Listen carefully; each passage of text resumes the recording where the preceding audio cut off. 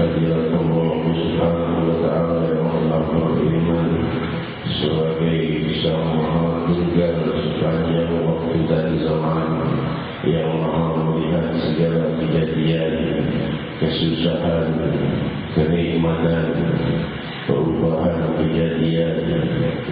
semua tidak lepas dari pengawasan Sang Maha Pengatur, Maha mampu mengatur segala kenikmatan berakhir dengan kesedihan dan tangis, Maha mampu mengatur segala kesedihan berubah berakhir dengan kegembiraan dan ketenangan dan kebahagiaan.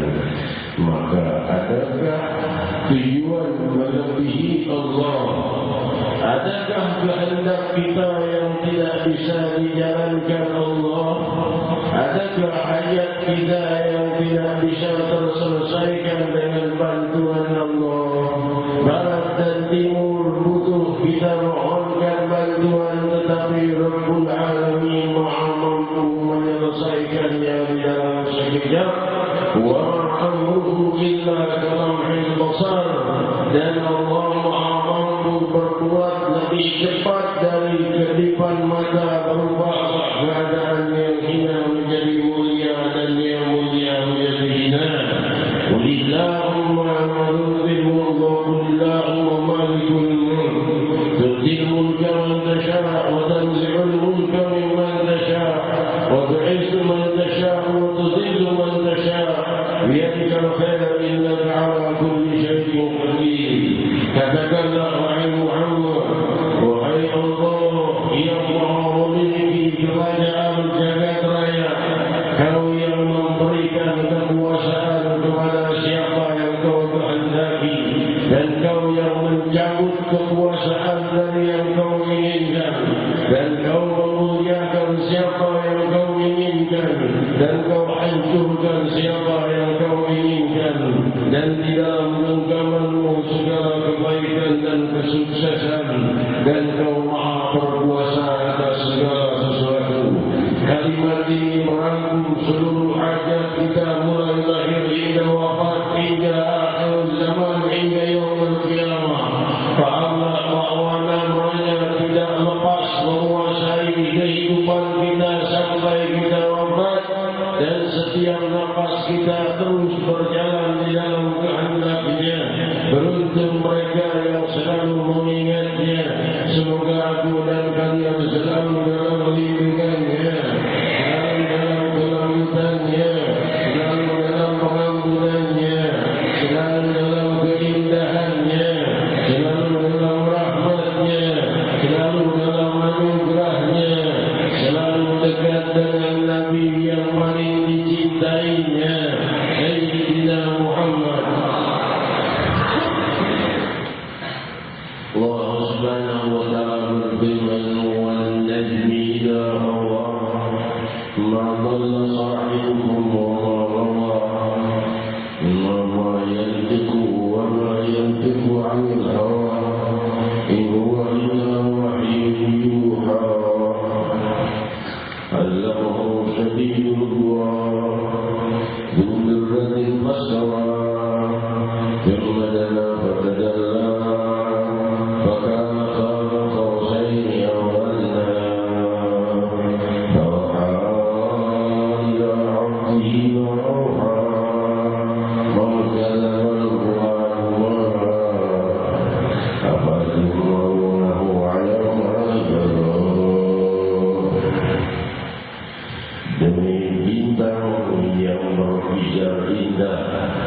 berkijar-kijar dengan cahaya keindahan indah Allah. Jika berkijar dengan indah Hawa adalah cinta dan rindu. Bagaimana maksudnya bintang berkijar dengan cahaya kerinduan? Sebagian ahli tafsir menafsirkan makna wan-najmi idza hawa, bintang berkijar dengan cahaya kerinduan adalah Sayyidina Muhammad. An-najmi idza hawa ma dhalla sahibukum wa ma ghawa. Nabi sallallahu alaihi wasallam itu bukanlah pembawa kesesatan dan bukan orang yang meracau dari ucapan yang mau, ucapan semaunya, ucapan yang tidak bermakna. Wa yang itu, wa yang itu, wa yang itu, wa yang itu.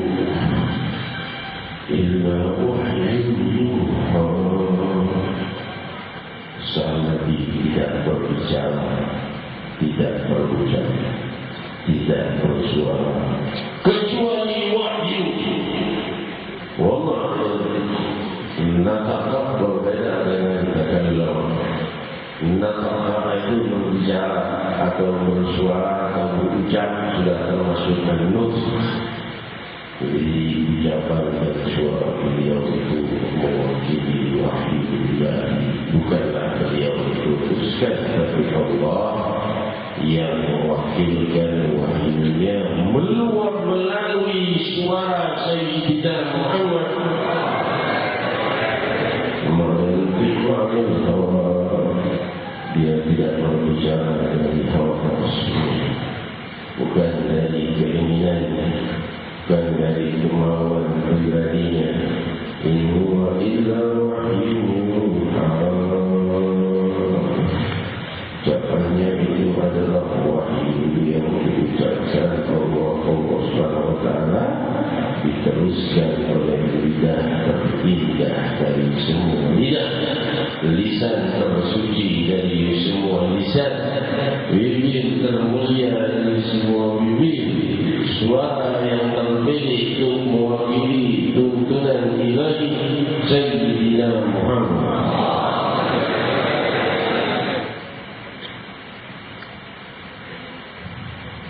Diriwayatkan dalam Sahih Bukhari, Rasul sallallahu alaihi wasallam itu ahsanul nasi shawtan, orang yang paling indah suaranya.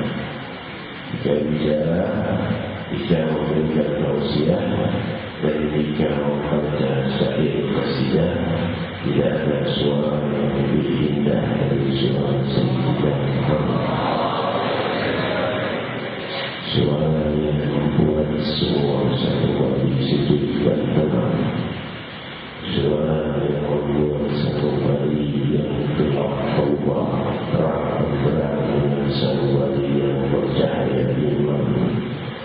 Seruan dan panggilan terindah mewakili seruan ilahi, utusan ilahi yang diperintah oleh Allah membawa kemuliaan. وما ينطق عن الهوى إن هو إلا وحي يوحى علمه شديد القوى. Yang diajarkan beliau itu diajarkan oleh Syedidul Quwa, yaitu Jibril alaihissalam, yang memiliki kekuatan dan kehebatan. Dumirratin wasawah, yang memiliki kewibawaan, kekuatan dan kemuliaan. Pasal, tapi sang Jibril alaihissalam dikuatkan yang memiliki kekuatan, yang diberi oleh Allah kemuliaan, kewibawaan, kedahsyatan. Pasal berhenti di satu batas, tidak bisa lagi meneruskan untuk melanjutkan menuju ke hadirat Allah Subhanahu wa taala. Yang paling kuat yang diberi kekuatan oleh Allah, berarti Syedidul Quwa, kekuatan yang dahsyat, yang memiliki kewibawaan yang agung. Masalah sampai di satu batas dan berhenti. Tinggal saja di sebuah solusi yang berbeda. Masukkan Nabi di batas yang belum pernah dibatas seluruh waktu. Kemudian pada Nabi yang mendekat dan semakin dekat. Wakana qaba qausaini aw adna, bagaikan dekatnya dua kali busur panah atau lebih dekat lagi. Wakana qaba qausaini aw adna,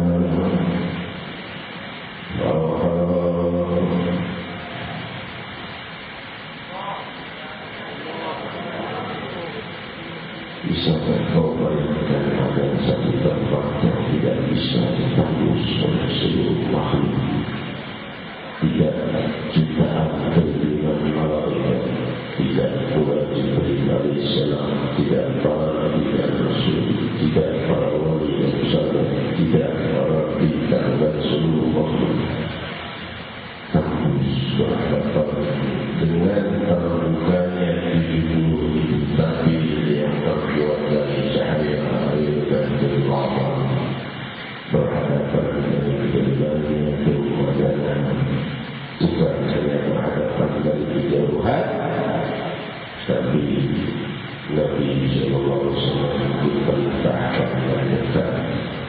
Allah yang berfirman, "Kemadanan maka ia pun mendekat dan perlahan-lahan semakin dekat. Maka lalu apa? Fa'auha ila 'abdihi ma auha, maka diwahyukan kepada hambanya apa-apa yang ingin diwahyukan oleh Allah. Diberi wahyu langsung, tidak melewati Jibril, langsung berjumpa dengan Allah, dan tidak satu pun makhluk mampu berjumpa Allah sebelumnya. Hadirin hadirat yang dimuliakan Allah, bahwa ala abdi ma'auha maka dapat fu'adu Allah tidak mengatakan maka dapat Nabi Allah bahwa Nabi tidak dusta dengan apa melihatnya, tapi Allah memberi satu gelar yang sangat indah kepada Rasul dan menyebutnya Al-Fu'ad, sang sanubari, tidak dusta atas apa yang dilihatnya. Allah menggelari Nabi Sallallahu Alaihi Wasallam sanubari Al-Fu'ad, maka Al-Fu'ad sanubarinya tidak berdusta atas apa yang dilihatnya. Sebagian ulama mengatakan Rasul tidak melihat Allah dengan matanya, tapi dengan sanubarinya, yang dengan sanubari itu dia melihat Allah, dan pandangan sanubari itu jauh lebih kuat dari pandangan mata. Kalau pandangan mata kau sekarang sedang melihat jalan, misalnya duduk di pinggir jalan, tapi sanubarimu sedang memikirkan yang lain yang sangat kau pentingkan. Orang lewat di depanmu tidak tenang. Orang mengangkat tangan untuk mungkin pemikiran tidak benar. Kenapa? Hatimu sedang konsentrasi. Karena kekuatan pandangan dan pendengaran hati jauh lebih kuat dari pendengaran telinga dan penglihatan. Oleh sebab itu mata dan telinga tidak mampu mendengar dan melihat Allah Taala, tapi sanubari jauh lebih kuat. Allah Subhanahu Wa Taala firman jangan kau dustakan sanubari Muhammad Sallallahu Alaihi Wasallam yang telah melihat Allah. Apabila Allah melihat, maka kalian bersilaturahmi atas apa yang melihatnya. Masya Allah. Jangan berarti bahwa Allah telah bertemu Rasulullah Sallallahu Alaihi Wasallam diwahyukan dengan wahyu mulia. Ya firman lain Allah Subhanahu Wa Taala berfirman, "Wal-laili idza as'as, fala uqsimu bil-khunnas, al-jawari bil-khunnas, wal-laili idza as'as, was-subhi idza tanaffas, innahu laqawlu rasulin karim, fi quwwatin 'inda dzil 'arsyi makin, wa qa'idatan amin." Pujian Jibril alaihissalam. Wa ma sahibukum bimajnun, in huwa illa dzikrun lil 'alamin.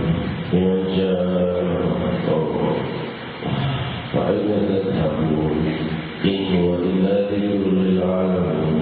Wa ma sahibukum bimajnun, wa laqad ra'ahu bil ufuqil mubin, wa ma huwa 'alal ghaibi bidanin, وما هو بقول الشيطان الرجيم. فأين تذهبون؟ إن هو إلا ذكر للعالمين. لمن شاء منكم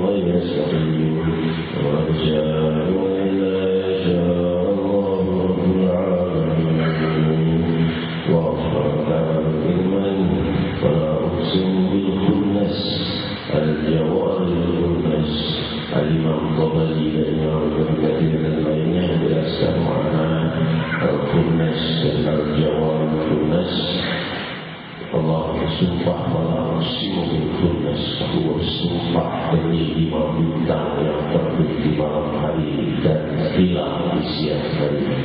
Al-Jawabul Kunnas yang setiap malamnya beredar dari satu ujung ke ujung lainnya, 5 bintang itu selalu beredar dari ujung satu ujung lainnya dan sehingga di saat terbitnya matahari. Al-Jawabul Kunnas wal-laili idza as'as, demi malam ketika gelap gulita, was-subhi idza tanaffas, demi subuh ketika mulai bernafas, maksudnya mulai bercahaya paginya. Innahu laqawlu rasulin karim, Al-Quran ini diajarkan oleh utusan yang mulia yaitu Jibril alaihi salatu wassalam. Innahu laqawlu rasulin karim biquwwatin 'inda dzil 'arsy makin, yang Allah beri kekuatan oleh sang pemilik arsy yang agung, yang sangat taat kepada Allah dan sangat percaya yaitu Jibril alaihi salam. Allah sahibukum bimajnun, teman kalian, yaitu maksudnya Nabi Muhammad SAW, bukan orang yang tidak waras. Bicaranya itu adalah kalam ilahi. Allah sahibukum bimajnun wa qad'ahu bil-ufuqil mubin. Dia telah melihat Allah di ujung ufuk timur, di ujung ufuk yang berjauh, di ufuk yang paling jelas, di ujung yang paling jelas. Wa qad'ahu bil-ufuqil mubin wa ma huwa 'alal-ghaibi bidhanin. Dan dia Allah dan dia Rasul SAW itu tidak sekedar menyangka-nyangka dengan hal-hal yang gaib.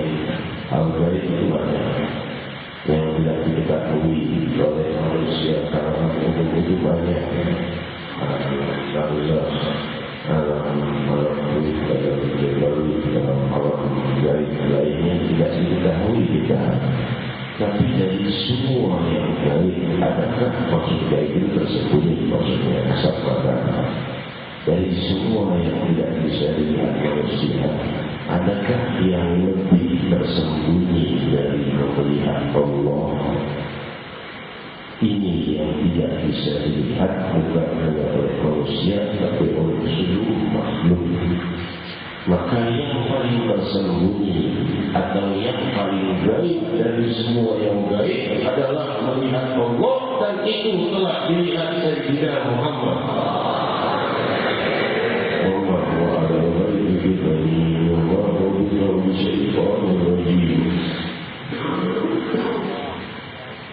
Dan dia adalah beliau bisa dari ucapan syaitan yang kutub.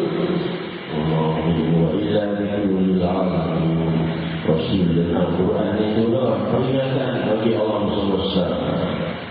Liman sya'a minkum ayyastaqim, bagi siapa di antara kalian yang ingin istiqamah, pintu istiqamah dan keluhuran Allah telah menciptanya, yaitu Sayyidina Muhammad. Liman sya'a minkum,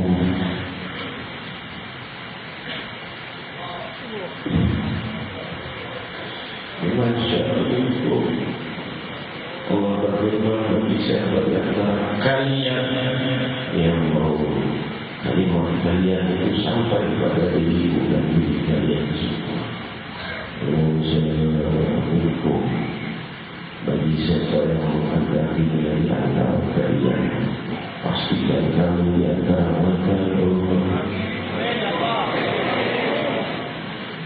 Bagi yang menghendaki istiqamah di antara kalian, ya Allah, semua kami ini istiqamah, tapi kami ini hamba ya Allah.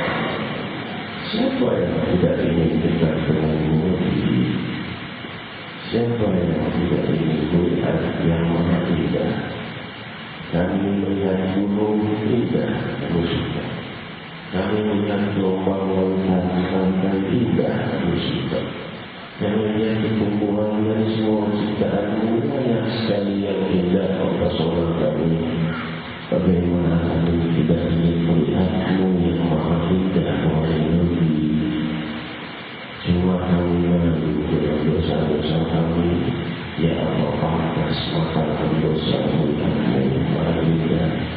Namun maka yang itu kepada Allah akan diberi kesempatan melihatnya.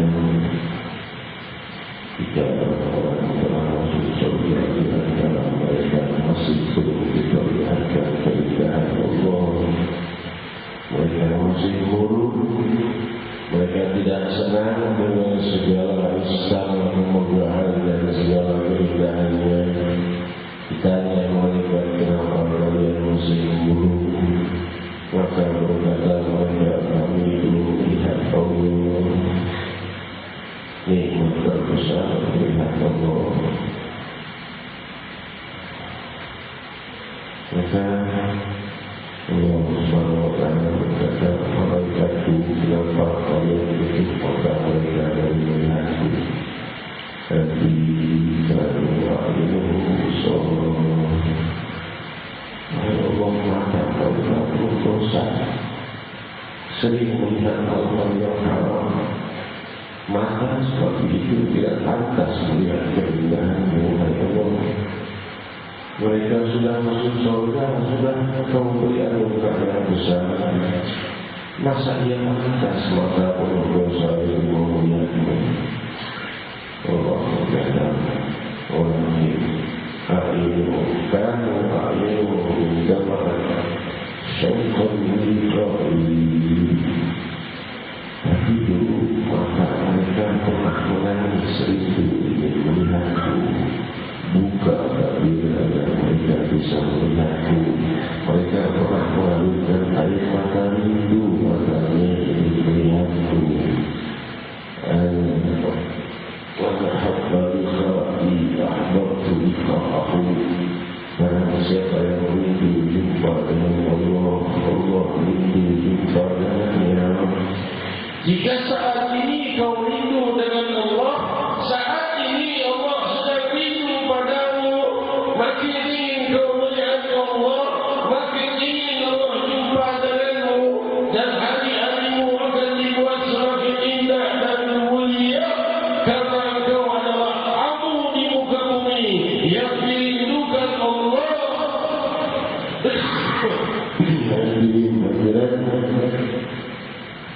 Orang yang berakhir keluar dari api neraka sudah ratusan barangkali miliaran tahun di dalam neraka. Ini Allah berkata, orang yang di neraka itu kalau kulitnya harus dari kami ganti dengan kulitnya yang baru, dia merasakan siksaan yang pedih karena menolak cinta Allah. Mereka terus diganti dengan kulit yang baru, hangus berapa detik ganti kulit yang baru, terus merasakan kepedihan siksa dan mereka keluar dari neraka jantan yang berakhir penuh derita yang belum pernah diderita oleh makhluk manapun, terus terpanggang dan digoreng di dalam api yang demikian dahsyat beribu-ribu tahun, bukan satu bumi. Jika dia dihadapkan kepada Allah, lalu Allah memerintahkan mereka memanggilkannya dengan nahlul hayat. Mereka dalam sahih Bukhari memanggilkan dengan nahlul air, danau kehidupan. Kembali lagi tubuh yang sudah hangus dan hancur menjadi tubuh yang baik, diberi pakaian surga. Surga dan Allah orang yang terakhir yang paling lama disiksa. Lalu ia dibuka dan dia terbandur untuk melihat keindahan Allah.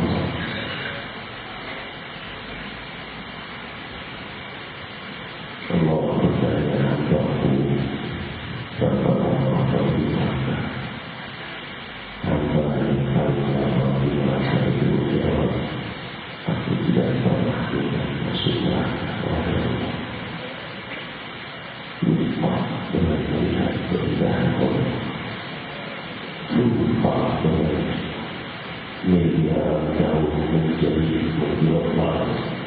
menolong kesakitan, lupa dalam sekejap ketika melihat keindahan-Mu ya Allah. Hilang semua sakit, hilang semua ingatan akan dirinya, karena gembira dan karena indahnya Allah. Masihkah jiwamu belum rindu ingin melihatnya? Al-Ihsan al-Ta'ala ka'annaka tarahu fa'innahu tarahu fa'innahu yarah. Al-Ihsan adalah beribadah seakan kau melihat Allah, tidak dapat mampu melihat Allah. Ketahuilah Allah melihatmu. Sekarang Allah melihat kita dan hati kita. Betapa senangnya Allah ketika melihat hatimu sedang rindu padanya. Detik ini Allah sedang rindu padanya. Tanpa ku merasakan melihat keindahanku, akan kupikirkan keindahanku benar. Wahai Rabbi, kami tidak mampu menanti waktu yang lama untuk memandang keindahan-Mu, maka paling tidak beri kami percikan rahasia keindahan-Mu dalam kehidupan ini, agar kami tenang dan tidak terganggu dengan dunia untuk merindukan-Mu saat kami ingin merindukan-Mu, saat akan berzikir. Datang kesulitan dunia, masalah ini dan itu, menyingkirkan kami dari rindu padamu. Singkirkan seluruh masalah agar kami bisa tenang dan santai dalam zikir merindukan-Mu ya Allah.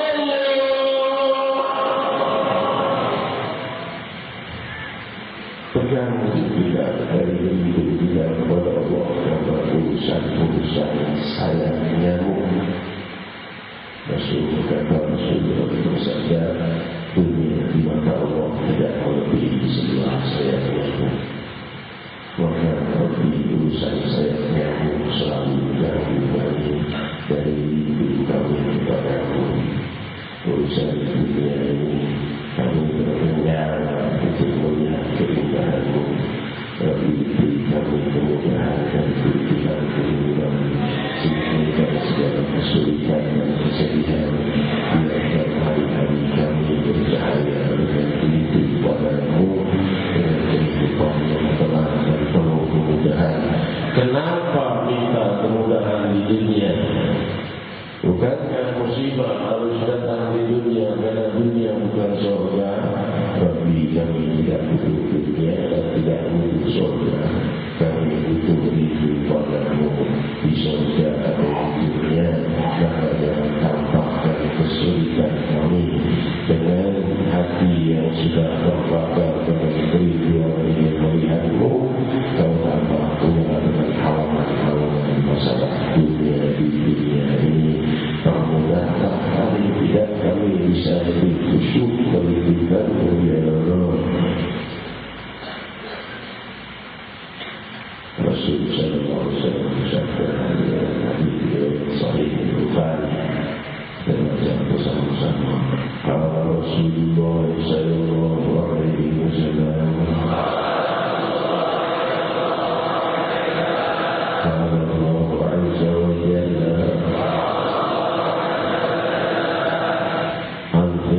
ya ibn Adam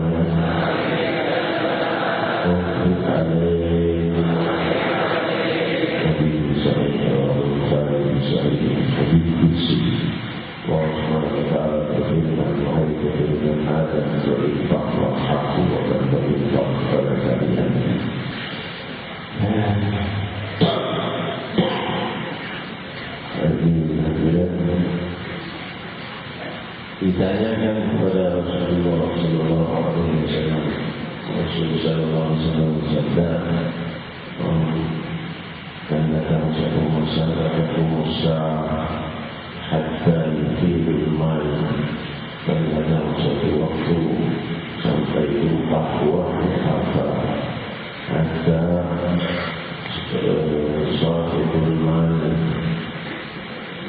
sampai orang yang memiliki harta rabbul mal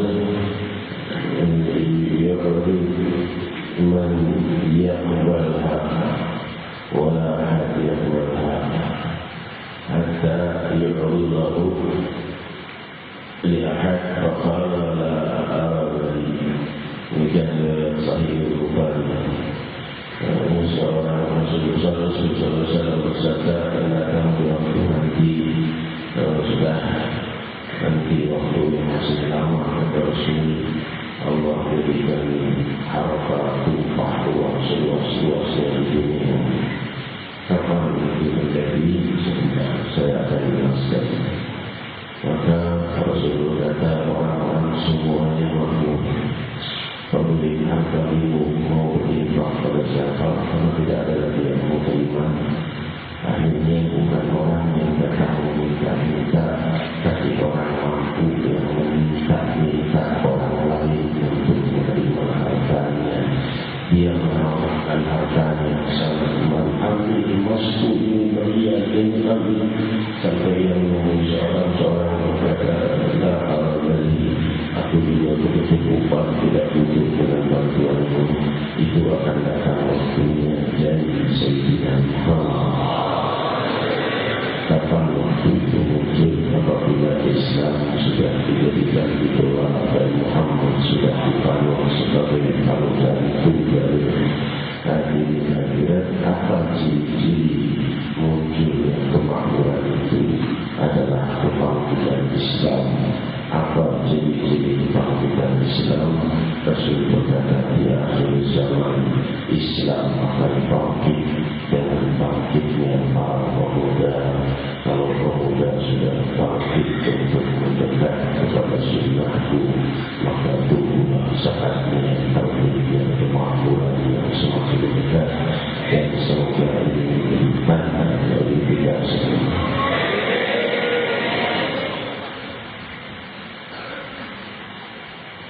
Sembilan Juli di hadapan kita Allah SWT dikirkanlah insyaAllah dihadiri dari satu juta pemuda muslim.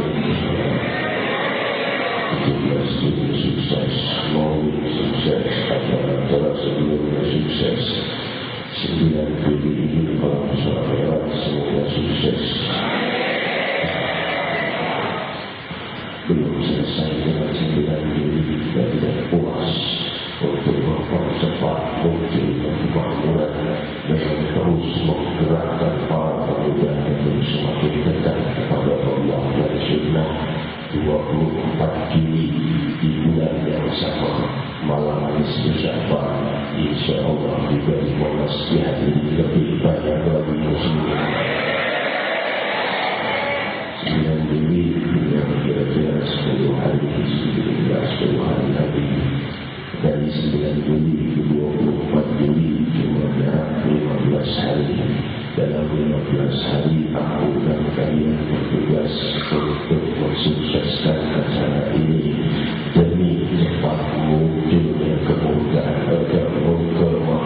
bagi kita dan semakin jauhnya kemakmuran arahan Allah Subhanahu wa ta'ala dan kemudahan Allah. Kalau sudah pemuda-pemudi bangkit untuk mengikuti sunnah secara baik, artinya dengan damai bukan dengan kekerasan, itu tanda kemakmuran muncul di muka bumi. Itu janji Muhammad Rasulullah SAW. Kita bertanya, dunia ini luas, tapi jantung dunia Islam adalah Jakarta. Haramain, Makkah dan Madinah dan Masjidil Aqsa telah dikuasai oleh kezaliman, bukan hanya Palestina, tapi Makkah dan Madinah pun orang sampai tidak boleh menghadap makamnya Rasul. Orang yang menghadap makamnya Rasul dikatakan musyrik. Kalau dia ada puisi, dia dikatakan musyrik. Dia kata makam Rasulullah di situ jasad tersuci, kata musyrik menghadap kiblat. Kiblat tidak ada kalau bukan pilihan Sayyidina Muhammad. Siapa yang bilang? Bukan Munzir yang bilang, Allah Subhanahu wa ta'ala berfirman, laqad nara تقلب وجهك في السماء فلنولينك قبلة ترضاها. Sungguh Allah melihat hatimu yang sudah ragu dengan kiblat ke Masjidil Aqsa.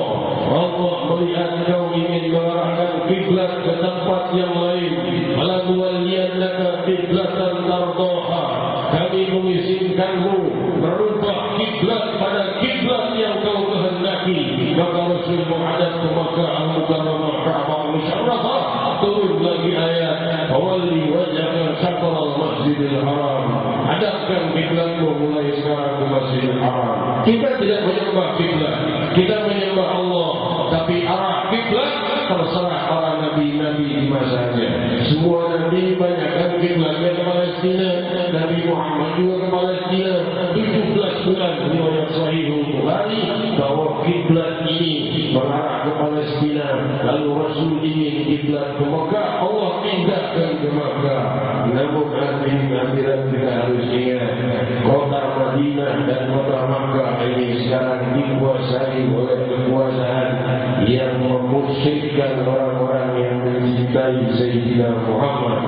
Tapi mereka masih muslimin dalam panas-panas dulu. Ini majelis juga untuk kebetulan mengaji muslim. Maksud saya Madinah, Makkah lebih berhati berakhir sebelum Palestina juga kita ini. Madinah itu tempat biasa pendidikan Muhammad. Berani kalian menghadap makam Rasul berdoa hanya dipukul. Ini Nabi Muhammad SAW datang jauh-jauh dari Indonesia beli tiket 2 juta, menghadap kiblat, menghadap ke makamnya Rasul, menghadap ke barat, menghadap ke timur. Siapa yang berani melarang doa menghadap ke orang boleh doa untuk Allah? Kita tidak berdoa kepada jasa, kita berdoa kepada Allah. Maka rindu ingin melihat makam yang Nabi datang dari jauh-jauh.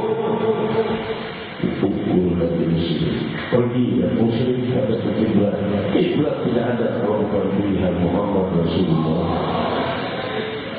Pilihan beliau yang dimuliakan Allah, tapi mereka muslimin. Itu untuk Mekah Madinah yang menguasai Mekah Madinah muslimin. Jadi tidak seperti Palestina dan negara Yahudi yang muslim. Tapi muslimin yang sudah diisyaratkan oleh Rasul sudah tahu bahwa tempatnya Madinah dan Makkah akan menjadi seperti itu. Rasulullah sadar amanah ala aksha alaikum syirik min ba'di walakinni aksha alaikum fasuliha. Aku tidak takut syirik menimpa kalian. Saudara sekarang berarti syirik dan ibu itu syirik. Ya syirik Rasul sudah jawab. Aku tidak takut syirik menimpa kalian setelah wafat. Apa yang ditakutkan Rasulullah ini? Aksha alaikum fasuliha. Yang kutakutkan kalian saling hantam perebutan harta. Jawablah untuk penduduk Makkah dan Madinah dan negerinya. Apa? Allah tidak takut kemusyrikan yang kalian takutkan. Rasul sudah katakan tidak takut syirik menimpa kalian. Yang ditakutkan kalian perebutan harta. Bawa pasukan 5.000 dari Amerika Serikat, pasukan non-muslim masuk ke negerinya untuk menghantam muslim sendiri. Dibayarlah orang-orang non-muslim untuk menghantam muslim sendiri demi minyak dan demi harta. Ini yang ditakutkan oleh Rasul. Aksha an-nala fasuliha. Aku takut kalian saling hantam karena untuk memperebutkan harta demi minyak dan harta. Mereka menyewa orang-orang non-muslim dengan senjata yang masuk ke Haramain Makkah dan Madinah juga untuk menghancurkan saudara musliminnya demi harta. Ini yang ditakutkan Sayyidina Muhammad. Jadi kalau bicara Palestina, kita bisa berani, mudah-mudahan tapi juga Makkah dan Madinah jangan dilupakan dan juga perlu dibenahi. Tapi sebelum itu semua diri kita benahi dulu, bangsa kita, kota kita. Jadi ini acara-acara akbar, bukan acara-acara kosong. Ini jantungnya dunia.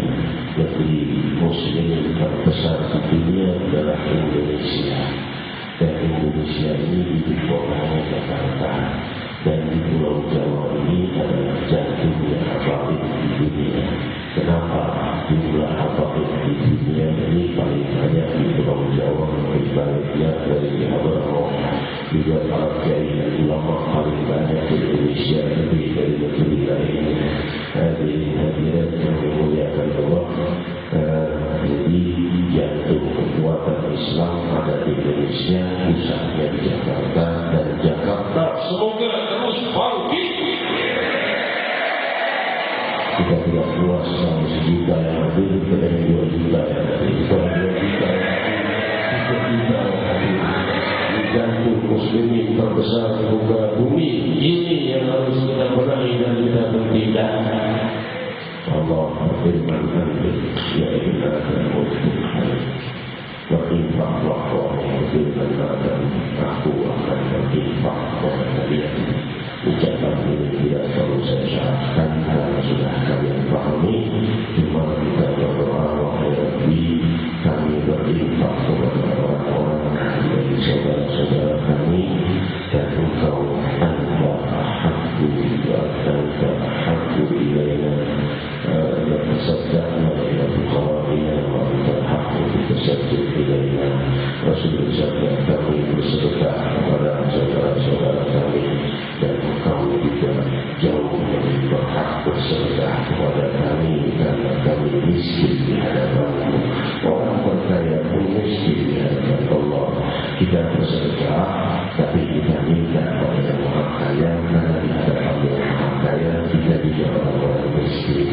Kita berinfak, kita minta kepada yang maha kaya berinfak kepada kita, bukan hanya dengan harta, tapi dengan kemakmuran, kemudahan, pengampunan, rahmat, kasih sayang, hidayah, husnul khatimah, dan semua yang kita minta. Hadirin kita bermunajat kepada Allah Subhanahu wa taala. Sekaligus menyerahkan fadilah Sayyid Al-Jari Allah Syekh Muhammad bin Abdullah dari Sydney hadir malam ini, dan beliau akan berangkat malam ini juga pukul 40 berangkat pesawatnya dari Bandara Soekarno-Hatta. Dengan hanya beliau berangkat bersama istri beliau dan bersama istri saya dan anak-anak. Kalau beliau dengan di sana, saya tetap di sini. Sebenarnya hati yang sangat rindu sebagai guru mulia impak namun acara-acara tidak dua acara akbar ini saya tidak bisa menyampaikan kata-kata yang pertama 3 Juli saya pikir sudah ada haul sekaligus pengobatan. InsyaAllah saya sudah pulang, saya tidak bisa berobat dengan pengobatan yang diberikan oleh bagian kedokteran di Indonesia. Sudah tidak bisa diobati, pengobatan masih berkurang. Yang ditawarkan adalah 1 bulan penuh dalam keadaan koma. Maka saya tidak bisa tidur, bisa terima bangunan itu. Kalau 1 bulan koma berarti 30 hari saya berobatkan. Lebih baik bertahan saja sewaktunya. Lebih mohon maaf kalau semalam saya tidak habis. Kemarin malam berapa minggu tidak habis. Mohon doanya kita dilaksanakan. Tapi hari semakin sukses. Sukses selamat berjalan. Dan juga malam 24, tanggal 24, malam 25, malam 10 Syawal, bulan Juli juga malam 1 jatuh dan semoga malam 1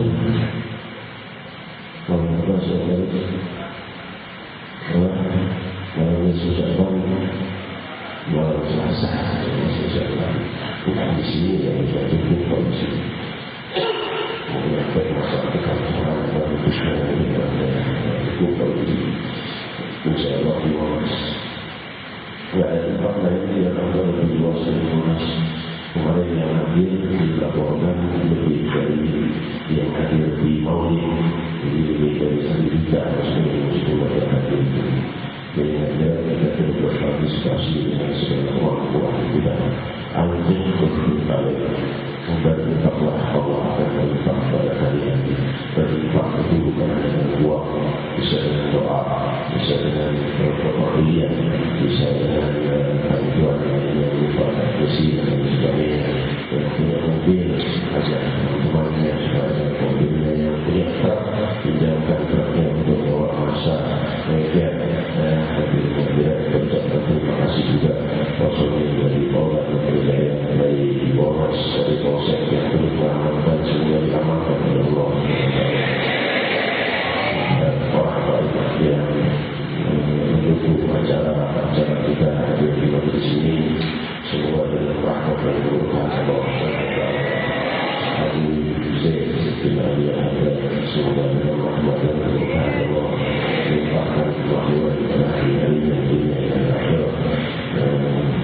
insyaallah dia sebagai muslim juga kembali lagi saya malamnya rezeki insyaallah.